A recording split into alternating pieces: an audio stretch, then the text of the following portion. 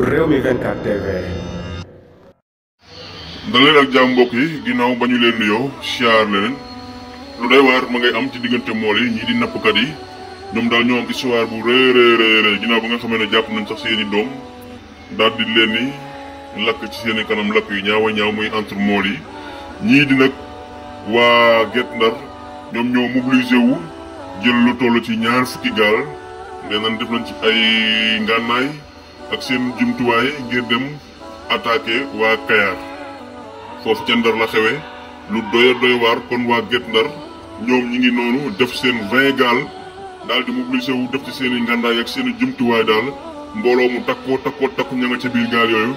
ñi ne dañuy dem ngir xeex ji ak ñi nga xam ne waa Cayaar ngir jëf ji nga xam ne def nañ leen ko. kon boog Sénégal foofu la tollu moolee ña ngay commencé di dàkk sant ak a xiiroo ko ngaayoo ci géej gi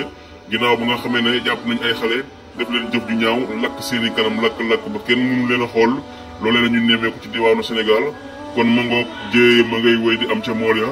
ginnaaw ba ñu mobilisé woo daal génnee lu toll ci 2 fukki gaal daal di volonté wu daal di dañ ci dugg dem xeex ji ñi nga xam ne ak ñoom